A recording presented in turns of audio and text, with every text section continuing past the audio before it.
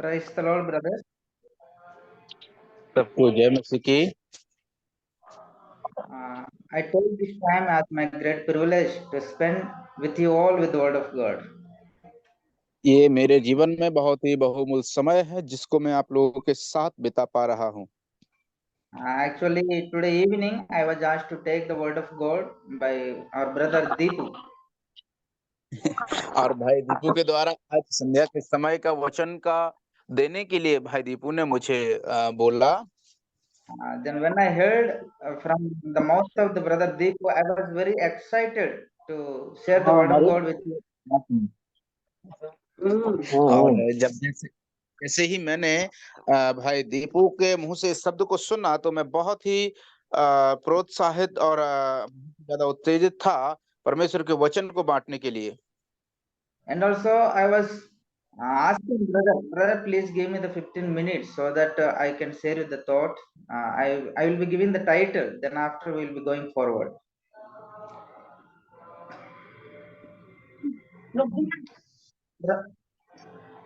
Brother Deepu. Actually, there was someone call. और भाई ने मुझसे बोला कि मुझे 15 मिनट दे दो ताकि मैं उस संदेश का शीर्षक मैं आपके सामने रख दूंगा। And also I was really very excited by thinking that today I can see some of my brothers and sisters, those who are in North India, their beautiful faces. और केवल इतना ही नहीं वरन मैं इस बात के लिए भी बहुत ही उत्सुक था कि आज संध्या के समय में उत्तर भारत के कुछ भाई बहनों को भी उनके जो चेहरों को भी मैं देख पाऊंगा। But really I am very sorry that when I entered into the Zoom, I am not able to see any one of the brothers. लेकिन मैं बहुत ही ज्यादा निराश भी हूं क्योंकि जब मैंने जूम में आया तो मुझे कुछ भाई बहनों के भी किसी के भी चेहरे दिखाई नहीं दिए। मैं बहुत निराश हूं। But I hope that I can see all your faces even at the end. लेकिन मैं उम्मीद करता हूं कि अंततः आखिरी तक मैं आप लोगों के चेहरे को देख पाऊंगा। Before entering into the Word of God, first of all, I would like to give thanks to God, one who enabled all of us to gather like this, to equip our spiritual life.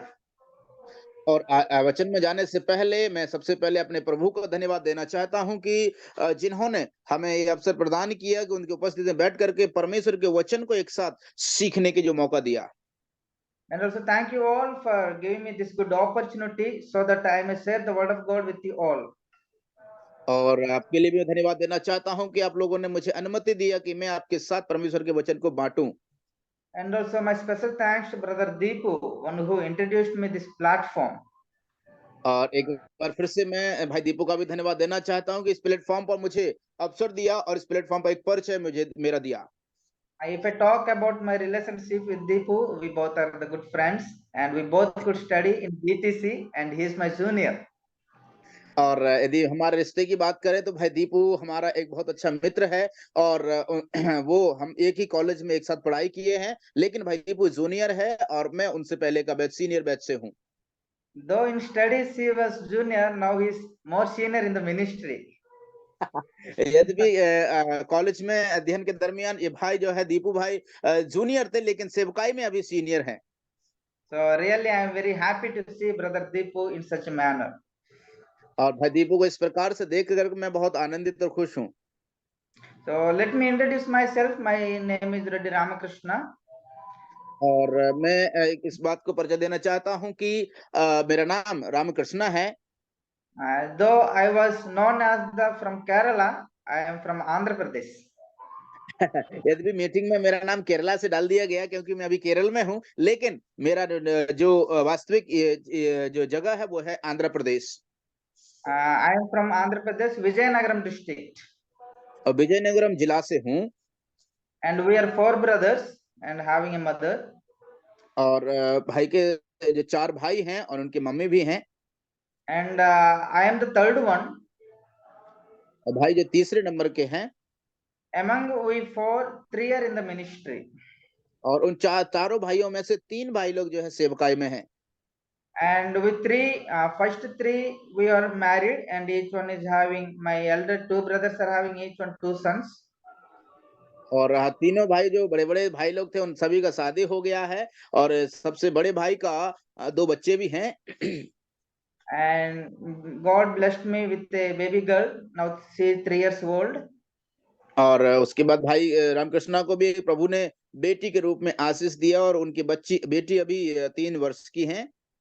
And now my wife is carrying the second one. Please remember her in your prayers. और अभी भाई का जो पत्नी है उनको वो गर्भावस्था से हैं, उनके लिए भी आप विशेष प्रार्थना करें। And I was saved in 2006. 2006 में मैंने उद्धार पाया। And I was baptized in 2007. 2007 में बपतिस्मा लिया। And in 2011 I wanted to submit myself for the ministry of the Lord. और 2012 में मैंने प्रभु को उसकी सेवकाई के लिए अपने आप को समर्पित करने का कर दिया। Since I wanted to submit myself for the ministry of the Lord, I wanted to learn the word of God very well. और इससे पहले कि मैं बस अपने आप को सेवकाई के लिए अपने आप को सौंप दूं, उससे पहले मेरे मन में जिज्ञासा था कि परमेश्वर के वचन को सही ढंग से मैं सीख लूं। And with the help of our evangelist, I could come to Gwalior, very well known to you all, and I could study there for 1 year the discipleship training. और उसी के दरमियान मैं जो है एक प्रभु के सेवक के द्वारा मुझे मौका मिला ग्वालियर में जा करके प्रभु के वचन को सीखने के लिए जो डिसाइपलशिप ट्रेनिंग के दरमियान। Since I studied in Gwalior, I am little bit able to speak in Hindi, but not very well. लेकिन इसीलिए कि मैंने थोड़ा सा ग्वालियर में पढ़ाई किया है, इसीलिए मैं थोड़ा बहुत हिंदी बोल सकता हूं, लेकिन पूरी अच्छी तरह से नहीं। Brother Deep was asking me to speak in Hindi, so soon after hearing, I troubled in my heart. और भाई दीपू ने मुझसे इस प्रकार से कहा कि आपको हिंदी में वचन दे सकते हैं क्या? तो मैं बहुत ज्यादा परेशान हो गया कि अब कैसे होगा। And really, I am very happy to say that one of our teachers in our disciple trainingship is present here, named Rajendra Singh sir. और मैं एक बात को विशेष धन्यवाद देना चाहता हूं कि उनमें से जो शिक्षक थे डिसाइपलशिप ट्रेनिंग के दरमियान, उनमें से एक टीचर हमारे बीच में आज उपस्थित हैं। उनमें से जो भाई राजेंद्र सर हैं, वो भी हमारे बीच में उपस्थित हैं। Sometimes sir might have forgotten me, but I am really very happy to see sir speak here and very happy to share the word of God before him. और यदि हो सकता है कि सर मुझे भूल गए होंगे, लेकिन मैं उनका चित्र को देख करके आज भी मैं उनको याद करता हूं और मैं आज बहुत ही आनंदित भी हूं कि उनके सामने मैं आज परमेश्वर के वचन को बांट पाऊं। So please remember me in your prayer so that I may be well used for the ministry of the Lord.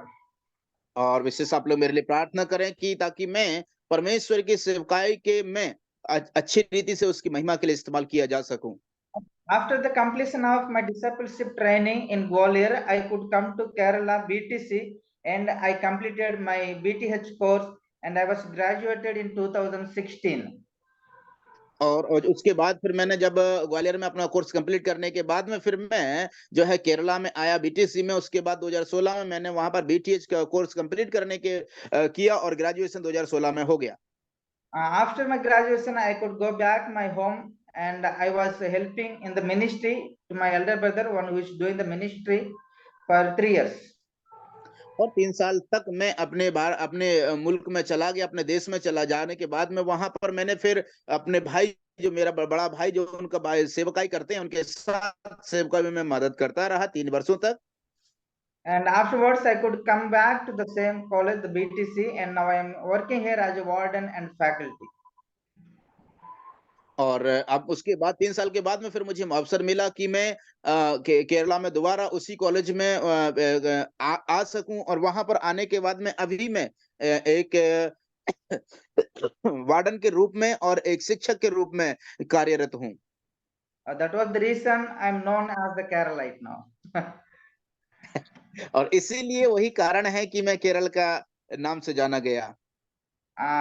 So please remember me in your prayers. So let us enter into the word of God in this beautiful time. और इस अद्भुत समय में प्रभु ने हमें अवसर दिया, इसलिए आइए हम परमेश्वर के वचन में जाते हैं और परमेश्वर के वचन को सीखेंगे। And I hope that you all are remembering what is the title of our message in this evening. और इस संध्याकालीन समय के लिए वचन का शीर्षक क्या है, मैं उम्मीद करता हूँ आपको याद होगा। So I would like to remind you once again that my title is that live as God wills. और एक बार फिर से मैं आपको याद दिला देना चाहता हूँ कि मेरा शीर्षक यह है कि आप इस तरह से परमेश्वर की इच्छा अनुसार जीवन जियो। And I am very sure that there is no person, one who is not having will in his heart. और मैं इस बात से दावे के साथ कहता हूँ कि इस संसार में ऐसा कोई मनुष्य नहीं है जिसके मन में कोई इच्छा ना हो। Behind every word, behind every action, there is a specific plan and will of the person. और हर एक व्यक्ति के जीवन के पीछे उसके उद्देश्य और उसकी एक इच्छा होती है। When we study, there will be a specific plan of our studies. जब हम अध्ययन करते हैं तो उस अध्ययन के पीछे विशेष योजनाएं होती हैं। And when we talk to others, there will be a specific plan to talk to others. जब हम दूसरों से बात करते हैं तो उसके पीछे भी एक विशेष उद्देश्य और मकसद के साथ हम बात करते हैं। When parents wants to get children, there will be a specific plan behind that will. और यदि जब अभिभावक अपने बच्चों को पाना चाहते हैं या पैदा करना चाहते हैं, उसके पीछे भी एक उनकी विशेष इच्छा होती है। And I hope that today in this evening we gathered like this manner, and there is a specific plan and will of all of us in this beautiful evening. और इस शुभ संध्या में भी जब हम लोग इस प्लेटफॉर्म पर जुड़े हुए एकत्रित हुए हैं, उसके पीछे भी एक योजना है। And when we are about to gather in this meeting, we had a plan that we should be equipped in the word of the Lord. और जब हम इस संध्या में हम परमेश्वर के वचन को सीखने के लिए इकट्ठे हुए हैं, उसके पीछे का जो एक योजना है और इच्छा है वो यह है कि हम परमेश्वर के वचन को सीख पाएं। So what I want to tell you is that behind every action there is a reason and there is a plan. और मैं क्या कहना चाहता हूं कि हर एक कार्य को करने से पहले या हम कुछ भी सोचते हैं करते हैं, उसके पीछे एक उद्देश्य और एक योजना होती है। At the same way, when God created the human being, He had a great plan in His mind. उसी समय परमेश्वर ने जब मनुष्य को बनाया, उसके पीछे उनके मन में एक बहुत बड़ी योजना थी। And God created all of us with His own hand in His image and likeness. और परमेश्वर ने अपने हाथों से ही मनुष्य को उसके स्वरूप, उसकी समानता में बनाया। And it was not simply making, but He made with a plan and a purpose. और वो केवल ऐसा सामान्य रूप से ही उसने नहीं बनाया, वरन उसको एक उद्देश्य और योजना के अंतर्गत उसको बनाया। So when we read the Ecclesiastes, we can see what is the purpose of the human being. और जब हम सबोपदेशक की पुस्तक को पढ़ते हैं तो हम वहां पर इस बात के विषय में पढ़ सकते हैं। And the Ecclesiastes chapter 12 verse 13, when we read, we can see that the human being used to fear the Lord. और वन सेकंड, सबोपदेशक की पुस्तक उसका 12-13 ब्रदर। Yes, chapter 12 verse 13. और 12 का जब हम सबोपदेश है उसका 12 का 13 हम पढ़ते थे, जहां पर लिखा हुआ है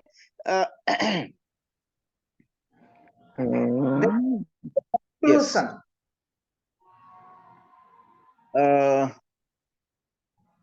Could you please सब repeat कुछ once again? सुना गया, 13. सब Yes, कुछ yes. सुना गया। अंत की बात यह है कि परमेश्वर का भय मान और उसकी आज्ञाओं का पालन कर, क्योंकि मनुष्य का संपूर्ण कर्तव्य यही है। Yeah, Yes. what is the main work of the human being on this earth is nothing but fearing the Lord and obey His commandments.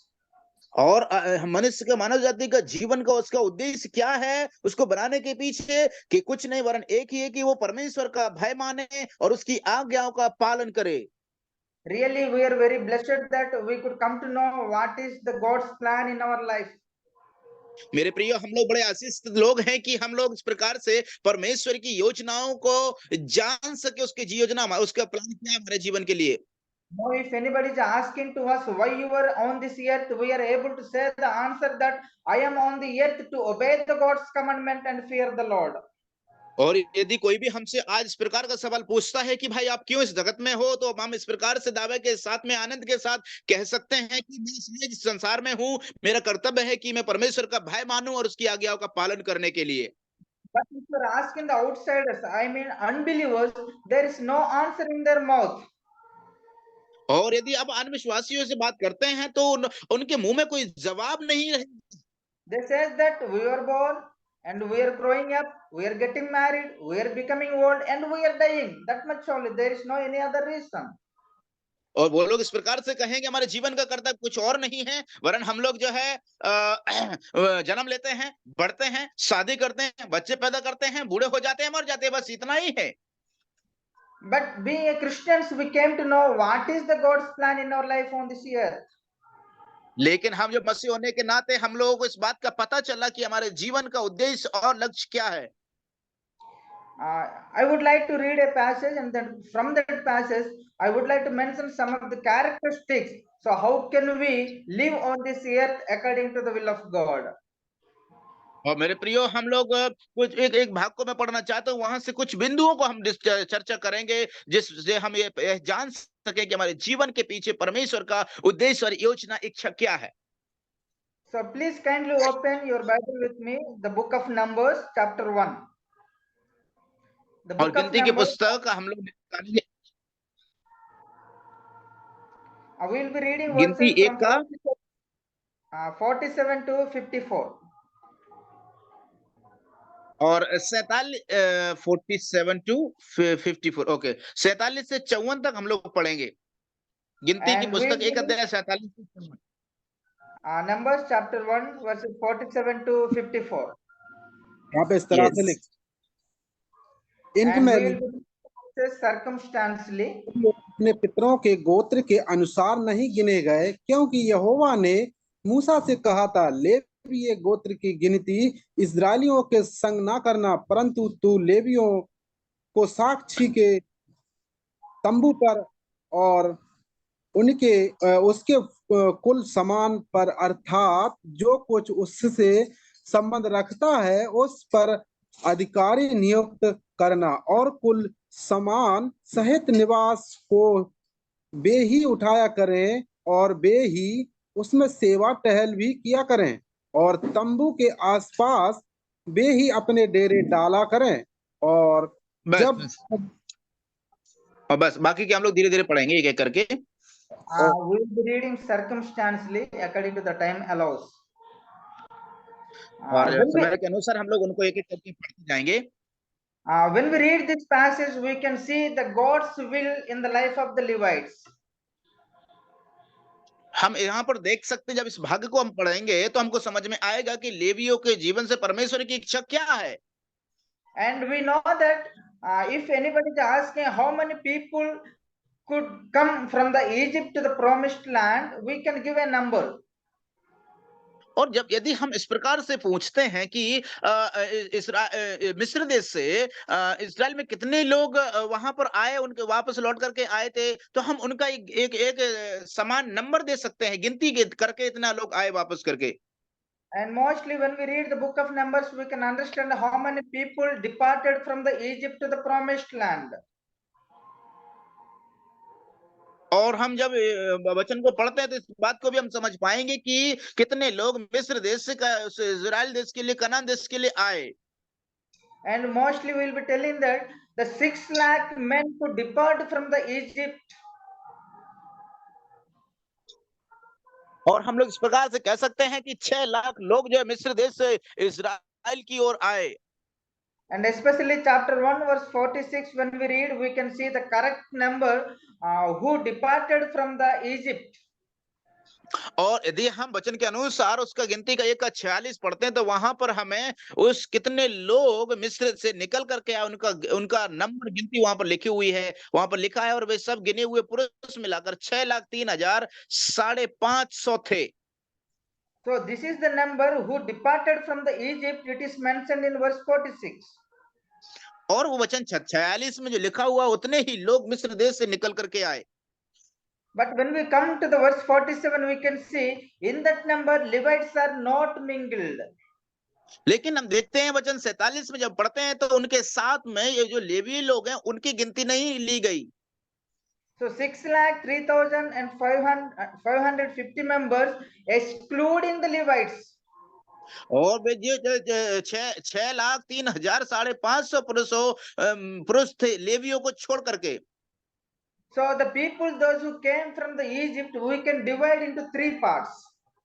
और इसलिए जो लोग इस मिस्र देश से आए हम उनको 3 भागों में विभाजित कर सकते हैं।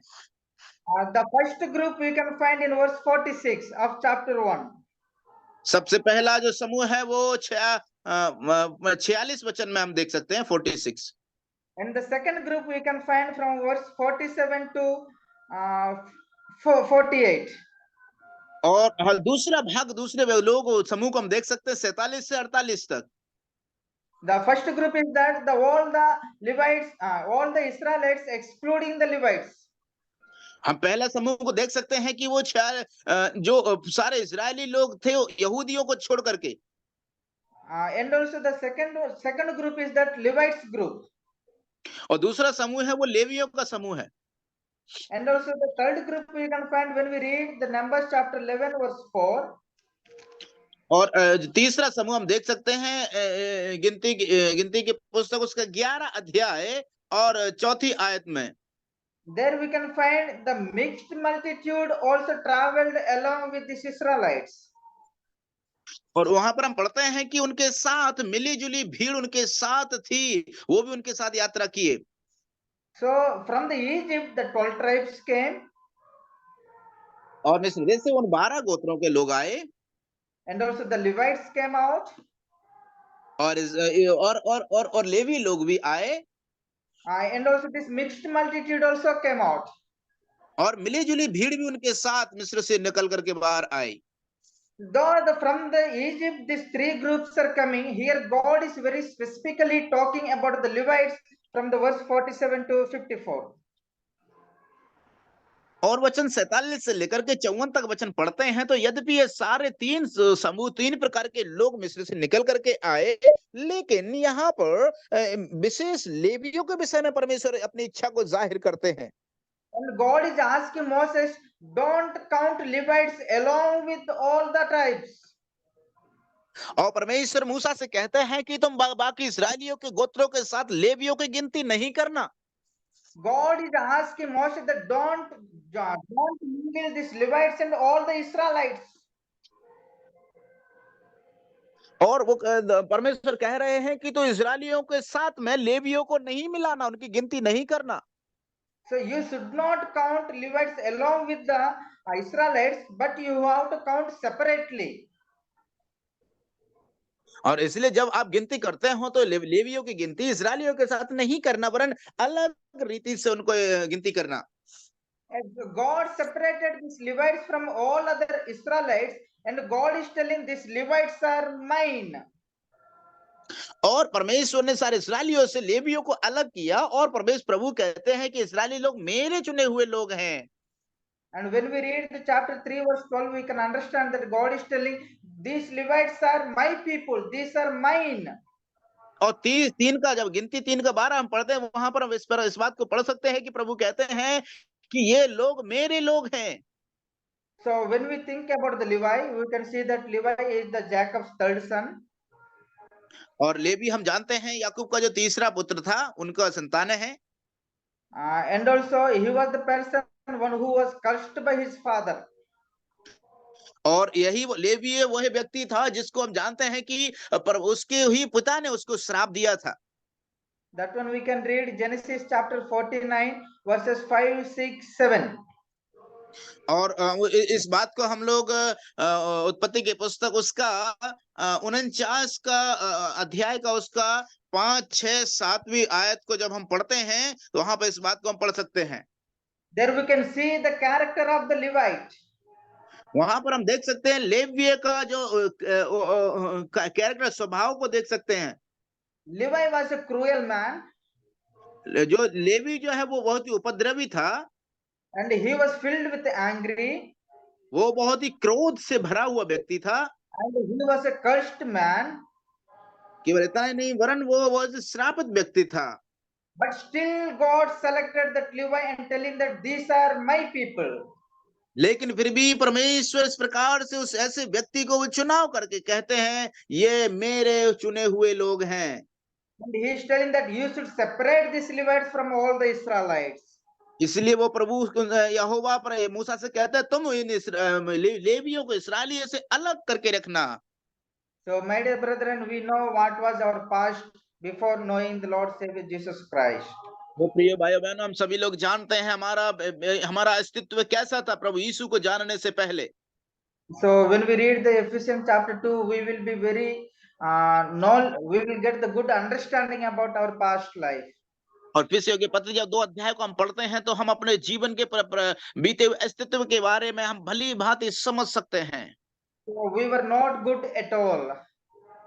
हम किसी भी रीति से सही और अच्छे नहीं थे। We were dead in our sins and trespasses. हम अपने पापों में मरे हुए थे। We were known as the sons of the disobedience. हम अनाज्ञाकारी संतान कहलाते थे। And we are following the powers of the evil world. हम उस दुष्ट की शक्ति के प्रभाव में जीवन बिताते थे। And we were away from the God. और हम परमेश्वर से दूर थे। We were known as the enemies of God. हम जाने जाते थे परमेश्वर के विरोधी और दुश्मन। But still God loved you and me. लेकिन प्रिय भाइयों बहनों फिर भी परमेश्वर ने मुझसे और आपसे प्रेम किया। And he is now calling us as his sons. और इसलिए वो अभी हमको इस प्रकार से अपने संतान कह करके आपको बुलाता है। Made us worthy to be called his sons. प्रभु हम इस योग्य नहीं थे उसके बच्चे कहला उसके संतान कहे जाएं। And now we are known as this special generation. लेकिन अभी हम उसके द्वारा एक विशेष पीढ़ी और चुने हुए वंश जाने जाते हैं। And now we are known as his church. और अभी हम जाने जाते हैं उसकी कलीसिया। The church, the root word church is the ecclesia. और उसका जो मुख्य जो चर्च का जो मुख्य वर्ड शब्द है उसकी यूनानी भाषा में इक्लेसिया है। Ecclesia means separated ones. और इक्लेसिया का शब्द का अर्थ निकलता है अलग किया हुआ। That means we were separated. इसका मतलब हम अलग किए हुए हैं। We are separated from this world. हम इस जगत से अलग किए हुए हैं। And God is asking us that we should not join with this world. और इसलिए परमेश्वर हमसे आज इस प्रकार से पूछते हैं कि हम इस जगत से इसमें अपने आप को ना मिलाएं। So when you receive the Lord Savior Jesus Christ, God is having a plan in our life that we should live in this earth as a separated being. और इसलिए जब परमेश्वर ने हमें इस जगत में से चुना है तो उसका एक योजना उसका उद्देश्य है कि हम इस जगत से संसार से अलग रह करके जीवन बिताएं। God's will in our Christian life is that we should be separated from this world. और परमेश्वर की इच्छा सबसे पहले हमारे जीवन के लिए यही है कि हम अपने आप को इस संसार से अलग रखें, दूर रखें। So let us examine ourselves that are we really separated from this world? इसलिए अब अपने आप को अवलोकन करें और जांचें कि क्या हम वास्तव में आज इस संसार से अलग किए हुए लोग हैं। God wills that we should be separated. परमेश्वर की इच्छा है कि हम इस जगत से अपने आप को अलग करके रखें। Are we really separated from this world? लेकिन क्या हम अपने आप को इस जगत से अलग किए हुए हैं? Or are we joining with this worldly culture? और क्या हम इस संसार के उस रीति रिवाजों में फंसे हुए हैं? So most of the time we are very eager to join all the worldly things. मेरे प्रियो अधिकतम समय में हम लोग इस संसारिक चीजों में अपने आप को सहभागी करने के लिए बहुत ही उत्सुक रहते हैं।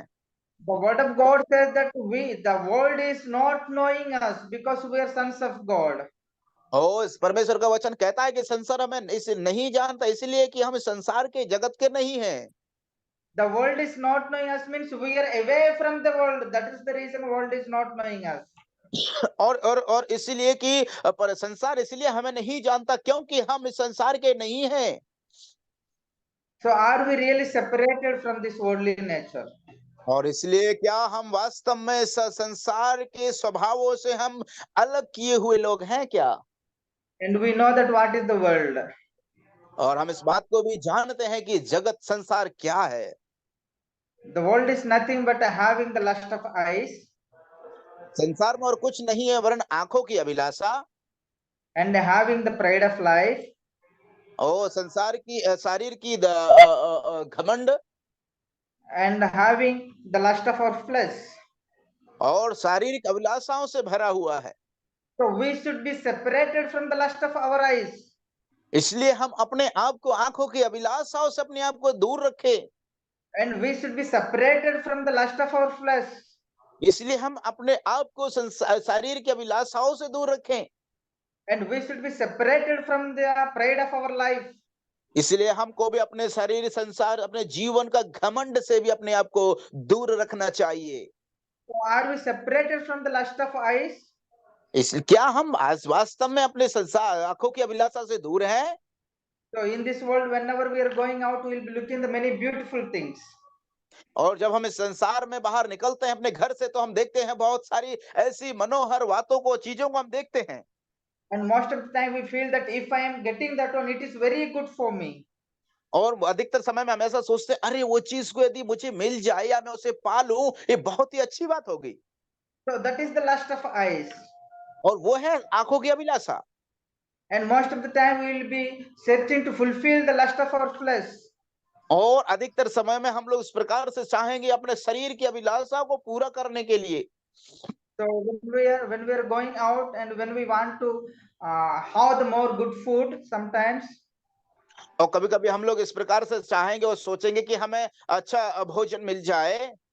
and we can see what is the works of the flesh in Galatians chapter 5. और गलतियों की पत्री 5 अध्याय में शरीर की अभिलाषाओं के विषय में हम लोग पढ़ सकते हैं। There we can see the many of the things that having angry and having jealous and having the adultery and having the gossip mind. और उसी अध्याय में हम पढ़ सकते हैं कि क्रोध करना, लोभ करना, पाप करना, लुचपन करना और व्यभिचार करना इत्यादि ये है शरीर की अभिलाषाओं को पूरा करना। So if you are having such a character in our life, can we say that we are separated from the lust of our flesh? यार और यदि इस प्रकार के स्वभाव हमारे जीवन में होंगे तो क्या हम इस बात को कह सकते हैं कि क्या हम वास्तव में जगत से अलग और अलग किए हुए लोग हैं? And also the third one is the pride of life. और तीसरा है जीवन का घमंड। And we want to be the great in this world always. और हम इस संसार में हमेशा बड़े और महान बनना चाहते हैं। And we want that everybody should salute us. और हम चाहते हैं कि हम हर एक व्यक्ति हमें सैल्यूट करे, नमस्कार कहे। And if you want that wherever you go, we should be given the good chair. Do you think that you are separated from the pride of life? और जहां कहीं भी हम जाते हैं और वहां पर हम ऐसी उम्मीद करते हैं कि मुझे एक अच्छा कुर्सी मिले और अच्छा पोजीशन मिले, अच्छा अवस्था मिले बैठने के लिए। और यदि हम इस प्रकार से करते हैं तो क्या हम अपने जीवन के घमंड से अलग किए हुए हैं? So my dear brethren, when God selected you and me, he had a great will that we should be separated from this world. और इसलिए प्रिय भाई बहनों जब परमेश्वर ने मुझे और आपको चुना तो हमारे जीवन में यह इच्छा होनी चाहिए कि हम इस जगत से अलग होना है। So let us live on this earth as a separated being. और इसलिए आइए हम अपने आप को इस जगत में एक अलग किए हुए संसार से अलग जीवन बिताएं। So most of the time, the mistake we make in our Christian life is that अधिकतर समय में हम विश्वासी लोग अधिकतर कौन सी गलती करते हैं वो ये है we will be looking our neighbor's life and we will be examining ourselves. और हम अपने अपने पड़ोसी को देख करके अपने जीवन से तुलना करेंगे। And we say that if that brother is committing sin, if I am also committing sin, what will happen? और हम इस प्रकार से कभी-कभी सोचते हैं अरे वो भाई यदि पाप कर रहा है और यदि मैं पाप करता हूं तो क्या होगा इससे? And he is also lying. If I am lying, what will happen? और वो झूठ बोल रहा है और यदि मैं झूठ बोल रहा हूं तो उससे क्या होगा? And he is not maintaining his holiness. If I am not maintaining, what will happen? और वो अपनी पवित्रता को नहीं रख रहा है, मैं अपनी पवित्रता को नहीं रखूं तो क्या होगा? My dear brethren, God made us with a unique plan and purpose that we should be separated from the others. प्रिय भाइयों बहनों परमेश्वर ने मुझे और आपको एक विशेष उद्देश्य और योजना के साथ बनाया है कि मैं और आप इस संसार से अलग किए हो जाएं। And we should be separated being in this world. और हमें संसार से अपने आप को अलग रखना है। So are we really separated in this world? इसलिए मेरा सवाल है आज फिर से कि क्या हम अपने आप को इस संसार से अलग रखते हैं? The second point I would like to mention is that दूसरा बिंदु मैं आप लोगों के साथ में साझा करना चाहता हूं, वो ये है the verse 51, और वचन 41 हम लोग पढ़ेंगे Numbers chapter 1 verse 51. और गिनती उसका एक अध्याय 51 आयत को हम पढ़ेंगे 51, जहां पर लिखा है, और जब जब निवास को आगे ले जाना हो तब तब लेवीय उसको गिरा दें, और जब जब निवास को खड़ा करना हो तब लेवीय उसको खड़ा किया करें, और यदि कोई दूसरा समीप आए तो वह मार डाला जाए। So here the last sentence we can find that, and the stranger that cometh nigh shall be put to death. और यहाँ पर वचन में हम पढ़ते हैं, और जो कोई भी दूसरा समीप आए तो वह मार डाला जाए। So God is telling that if any stranger is coming near to the tabernacle, he will be put into death. ओ प्रियो, यहाँ पर परमेश्वर कह रहे हैं कि यदि कोई भी अन्य और दूसरा उस तंबू के पास आए तो वो मार डाला जाए। The verse 50 and 51 says that the Levites were given authority to come near to the tabernacle. और हम देखते हैं लेवियों को कि वो इतना अधिकार दिया गया है कि वो ही है केवल जो उस तंबू के पास आ सकते हैं। So except the Levites, if anyone is coming nigh to the tabernacle, they will be put to death. और लेवियों को छोड़ करके और कोई भी यदि दूसरा उस तंबू के निकट आए तो वो मार डाला जाए। So when God selected these Levites, God had a specific will in his life that this Levites should be very close to me. और इसलिए जब परमेश्वर ने सारे इस्राएली में से लेवियों को चुना तो उसके पीछे उनका उद्देश्य यह था कि यही वो लोग हैं जो मेरे समीप रहें। The Levites should be very close to my tabernacle. और लेवियों को ही मेरे तंबू के समीप रहना है। And they only should get the right to carry all the tabernacle and the vessels therein. और कोई भी और उनको ही यह हक और अधिकार मिलना चाहिए कि वो ही है जो उस तंबू को और उनकी चीजों को ले जा सके। God wanted that when he selected the Levites, these Levites should be very close to God. और जब परमेश्वर ने लेवियों को चुना तो उनका उद्देश्य यह था कि वो परमेश्वर के बहुत ही नजदीक रहे। And in our life, God selected us. और हमको भी परमेश्वर ने उसी तरह से चुना है। And God wants that we should be very close to our God. और परमेश्वर की योजना उद्देश्य यह है कि हम अपने प्रभु के बहुत ही नजदीक रहे। God wants that we should go to the tabernacle, his temple. हो प्रिय, परमेश्वर हमसे यह चाहते हैं कि हम उसके तंबू के पास निकट जा सके। God wants that we always should have the fellowship with God. परमेश्वर चाहते हैं कि हम उस परमेश्वर के साथ में हमेशा संगति बनाए रखें। When we were not worthy to come into his holy presence, जब हम उसकी उपस्थिति में पवित्र उपस्थिति में नहीं आने की योग्य नहीं थे, worthy by selecting us. लेकिन परमेश्वर ने हमें उसके समीप लाया है कि हम जो हमको चुना है। And he wants that we should be always with him. और वो चाहता है कि हम हमेशा उसके साथ रहे। So are we really very close to our God? इसलिए क्या हम परमेश्वर के बहुत नजदीक हैं? Are we really willing to spend our time with our God? वो क्या हम परमेश्वर के साथ समय बिताने के इच्छुक हैं? Are you really very having the close relationship with our God? वो क्या हमारे परमेश्वर के साथ में आपका नजदीकी का संबंध रिश्ता है? My dear ones, when God selected all of us, he had a will in his mind that we should spend our lifetime along with him. ओ प्रियो, जब परमेश्वर ने हमें चुना तो उसका एक योजना उद्देश्य यह था कि हम परमेश्वर के साथ में अपने समय को बिताएं। Now in your life, who is very close to you? अभी आपके जीवन में आपके सबसे नजदीक कौन है? Is God very close to your life? क्या सबसे बढ़कर के परमेश्वर आपके नजदीक है? And I would like to read a scripture from the Numbers chapter 16, verse 1. और एक वचन को मैं पढ़ना चाहता हूं, गिनती उसका 16 का 1। कोरह जो लेवी का परपोता, काहत का पोता और यिसहार का पुत्र था, वह एलियाब के पुत्र दातान और अबीराम और पेलेत के पुत्र ओन का था। Is that the So word? here we find, in this verse we can find that the Reuben and Korah joined together to rebel against Moses and Aaron. और हम यहाँ पर जब पढ़ते हैं तो रूबेन और जो कोरह है वो दोनों ने मिल करके मूसा के विरोध में उसने बलवा किया। And we know that Korah is the great grandson of the Levi.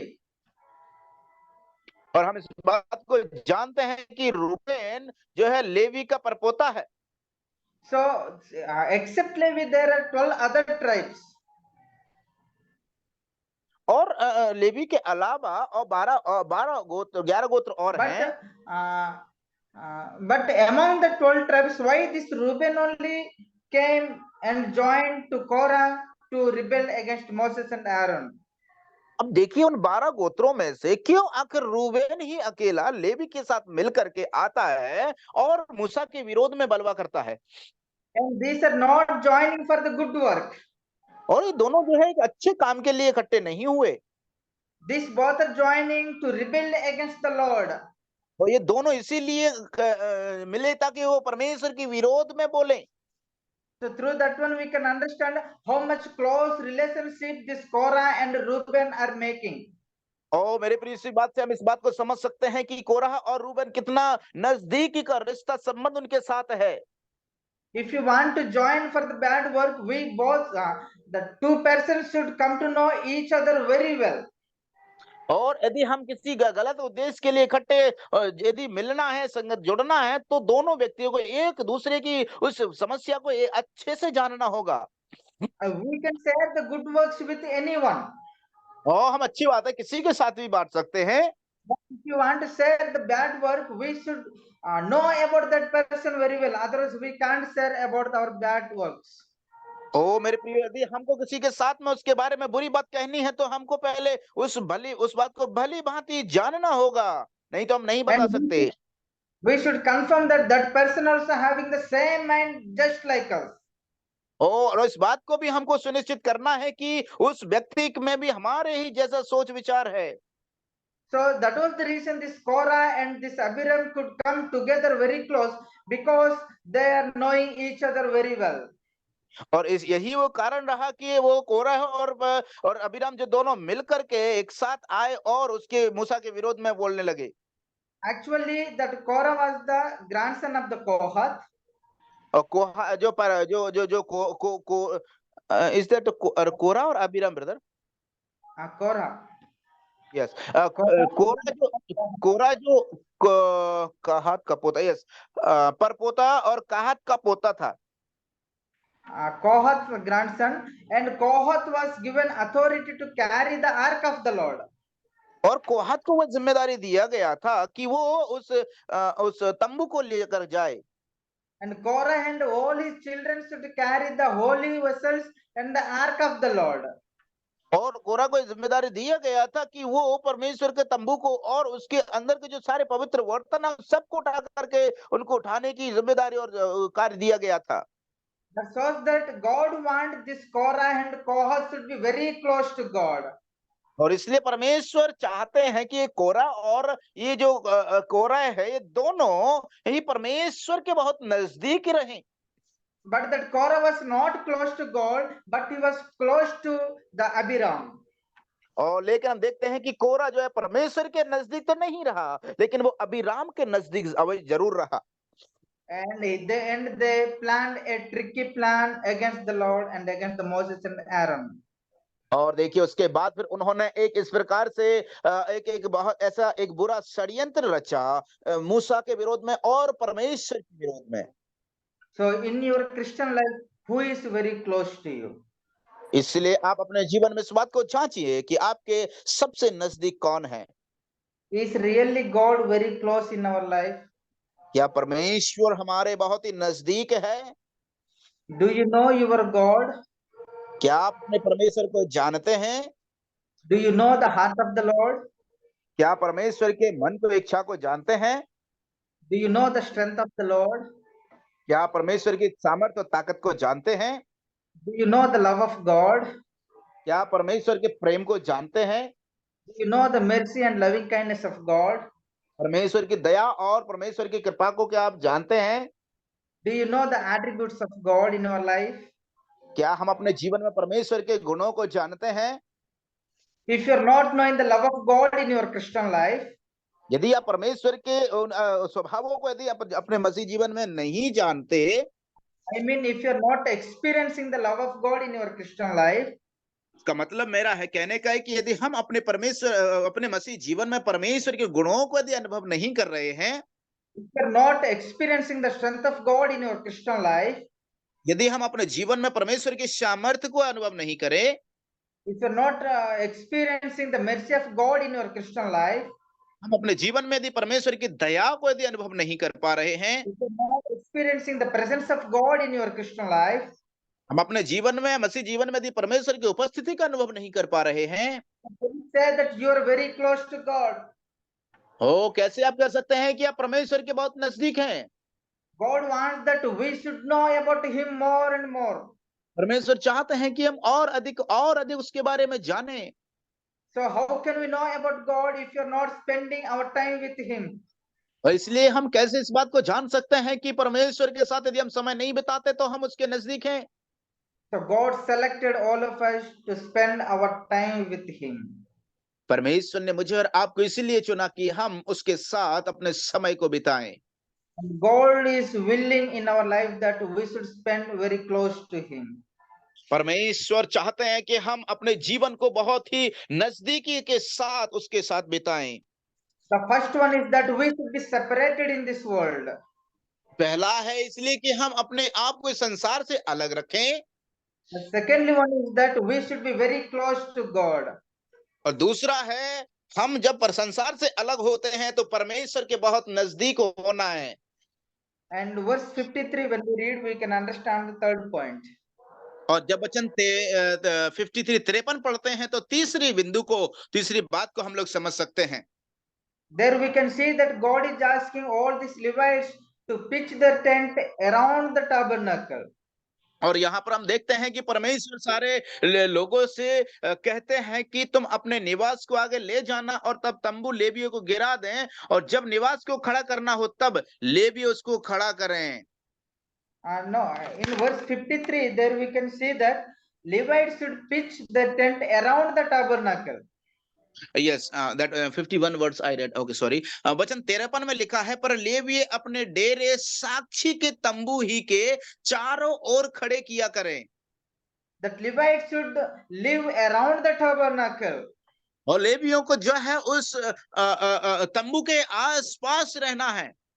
And God is giving the reason why they should pitch their tent around the tabernacle. और परमेश्वर वहां पर उसका कारण भी उनको कह रहे हैं कि क्यों उनको अपने तंबू उस साक्षी के तंबू के चारों ओर उनके डेरे खड़े करना है। And the reason is that there be no wrath upon the congregation of the children of Israel. और उसका कारण यह है कि कहीं ऐसा ना हो कि इस्राएलियों की मंडली पर मेरा कोप भड़के। So why these Levites should live around the tabernacle is that तो इसलिए क्यों आखिर ये जो इस्राएली लोग हैं, इस्राएली लेवी लोग हैं और तंबू के पास रहना है। the reason is that the God's wrath may not come upon the congregation. और उसका कारण यह है कि ताकि परमेश्वर का क्रोध उन पर ना आए। So when these Levites are living around the tabernacle, the congregation is safe. और इसका मतलब है कि जब लेवी लोग हैं वो जब डेरे के तंबू के साक्षी के चारों तरफ रह रहे हैं तो सारे इजरायली लोग सुरक्षित हैं। If the Levites are not living around the tabernacle, what will happen? और यदि मान के चलिए तंबू के आसपास लेवी लोग यदि नहीं रहते हैं तो क्या होगा? The God's wrath will come upon the congregation. परमेश्वर का क्रोध सारी इजराइल की मंडली पर आएगा। Why? Because this all people will be going near to the tabernacle. God doesn't want that all should go nigh to the tabernacle. और मेरे प्रियो इसका कारण यही है कि सारे इजरायली लोग जो है सारी इजरायलियों की मंडली तंबू के पास जाएंगे, और परमेश्वर ऐसा नहीं चाहते हैं कि लेवियों के अलावा कोई और उस तंबू के समीप आए। So God selected this Levite so that that congregation should be safe and away from the wrath of God. इसलिए परमेश्वर ने लेवियों को इसलिए चुना था कि वो जो लेवी लोग जो हैं परमेश्वर के तंबू के पास रहें, and the wrath of God should not come upon the congregation, और इससे कि परमेश्वर का कोप इस्राएलियों की मंडली पर ना भड़के। so that all congregations should be safe and secure. इसलिए सारे इस्राएलियों की मंडली सुरक्षित रहे और सुरक्षित रहने पाए। So God selected you and me, परमेश्वर ने मुझे और आपको चुना है, and God placed me in this Kerala present और in this time. और वर्तमान में भाई को जो है केरला में परमेश्वर ने रखा, And to each one of you, God placed in your specific places and in your villages. और परमेश्वर ने आपको अपने अपने गांव में अति सुंदर जगहों में आपको रखा है। Do you think that simply you're living in your village? क्या आप ऐसा सोच रहे हैं कि आप बिल्कुल सामान्य रीति से अपने गांव में रह रहे हैं? Do you think that God simply allowed you to live in your town? क्या परमेश्वर ने आपको इस प्रकार से अनुमति दिया है कि आप सामान्य रूप से आप शहर में रहें? And God wanted, when He placed me in Kerala, that there may not be the God's wrath around me. मेरे प्रिय, जब परमेश्वर ने जो है भाई को केरल में रखा तो इसका मतलब है कि मेरे चारों तरफ परमेश्वर का कोप ना भड़के। When God placed you in your village, God wants that village people should be away from the wrath of God. और जब परमेश्वर ने आपको उस गांव में रखा है तो इसका मतलब है परमेश्वर चाहते हैं कि उस गांव में परमेश्वर का कोप ना भड़के।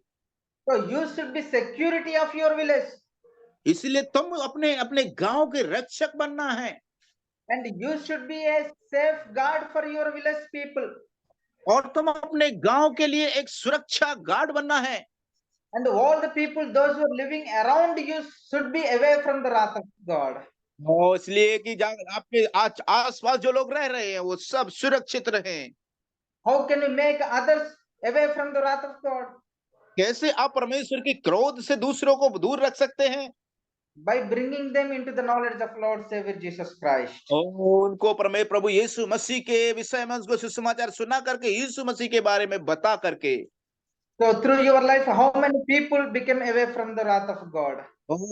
आपके जीवन से कितने सारे ऐसे लोग हैं जो उस परमेश्वर के क्रोध से बच गए हैं? Through your Christian life, how many people are away from the wrath of God? वो आपके मसीह जीवन से कितने सारे लोग हैं जो उससे दूर हैं?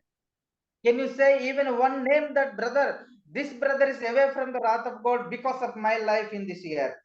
क्या आप इस प्रकार से दावे के साथ कह सकते हैं कि मेरे जीवन के कारण ही उस भाई का जो है परमेश्वर के क्रोध से बच गया है? Can you say that brother, my family is away from the wrath of God because of my Christian life? क्या आप इस प्रकार से कह सकते हैं कि मेरा परिवार ही मेरे कारण उस परमेश्वर के क्रोध से बच गया है? Can you say that my street people are away from the wrath of God because of my Christian life? क्या आप इस प्रकार से कह सकते हैं कि मेरे ही गली के मोहल्ले के लोग मेरे कारण उस परमेश्वर के क्रोध से बच गए हैं? God wants that through our life, many should be away from the wrath of God. वो परमेश्वर चाहते हैं कि बहुत से लोग परमेश्वर के क्रोध से बच जाएं। How many people are away from the wrath of God through our lives? कितने सारे ऐसे लोग हैं अभी तक जो उस परमेश्वर के क्रोध से बच गए हैं केवल मेरे और आपके जीवन के द्वारा। We make a straight sentence that how many people came to know the Lord Savior Jesus Christ through our life. और एक सीधा तौर पर कहूं तो ऐसे कितने सारे लोग हैं जो प्रभु यीशु मसीह के बारे में उनको ग्रहण किया, उनके बारे में जान पाए हैं आपके द्वारा या मेरे द्वारा। How many people are reconciled to God? कितने सारे लोगों ने परमेश्वर के साथ में अपने आप को बचा लिया है उसके द्वारा। When God selected you and me, He had a specific will in His mind. जब परमेश्वर ने मुझे और आपको चुना उसके मन में एक विशेष उद्देश्य और योजना है मेरे और आपके लिए। The will is that first one, He wanted you and me to be separated from the world. उसकी पहली इच्छा है कि हम अपने आप को संसार से बचकर दूर रखें। The second is that we should be very close to God. दूसरा है हम संसार से दूर रह करके हम परमेश्वर के बहुत नजदीक होना है। The third one that we should make others to be away from the wrath of God. तीसरा है कि हम दूसरों को परमेश्वर के क्रोध से बचाएं। Otherwise, we should be security of others' lives. और दूसरे शब्द में कहें तो हम दूसरे के जीवन के लिए सुरक्षा कर्मी हमको बनना है। Are we separated from this world? क्या हम अपने आप को संसार से अलग किए हैं? Are we very close to God? क्या हम परमेश्वर के बहुत नजदीक हैं? Are we sharing the gospel? और क्या हम दूसरों के लिए सुरक्षा कर्मी के रूप में हैं?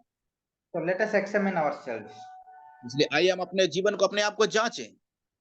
If we are not having such a character, let us ask the help of God so that hereafter we may maintain these three characters in our life and we may live in this earth as God wills in our life. और इसलिए यदि हमारे जीवन में इस प्रकार का स्वभाव नहीं है तो आइए हम परमेश्वर से अपने आप को नम्र और दीन बना करके परमेश्वर से पूछें, मांगे, सहायता मांगे, ताकि परमेश्वर ये तीन स्वभाव हमारे जीवन में दें। God elected all of us with a specific plans. परमेश्वर ने मुझे और आपको एक विशेष उद्देश्य के साथ में चुनाव किया है। Let us catch that plan and live in this earth. और उस योजना को पकड़ लें हम और परमेश्वर के लिए इस धरती पर जीवन बिताएं। So once again, I thank you all for hearing me patiently. एक बार फिर से मैं आप सभी